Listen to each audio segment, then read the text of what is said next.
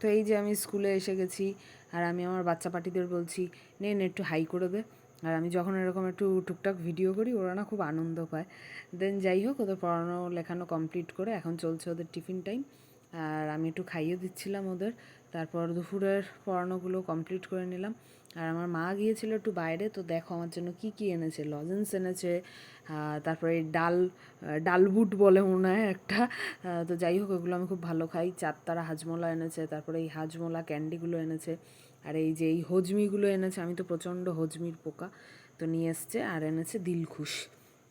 তারপর দেখো, বাবা গিয়েছিল একটা মিটিংয়ে, সেখান থেকেও খাবার নিয়ে এসছে। একটা ফিশ ফ্রাই, একটা পনির চপ, একটা মাজা, একটা কেক, আর একটা কেক ছিল সেটা বাবা খেয়ে নিয়েছে। আর এইগুলো দেখে আমি খুব মজা পেয়েছিলাম। তো এগুলো আমি টুং টুং করে খেয়ে নিয়েছিলাম। তারপর আমার রাতের ব্যাচগুলো পড়ানো ছিল, তো সেগুলো পড়িয়ে নিলাম। তো আজকের মতো একটা ছোট্ট মিনি ব্লগ শেয়ার করলাম। সবাই ভালো থেকো, টাটা।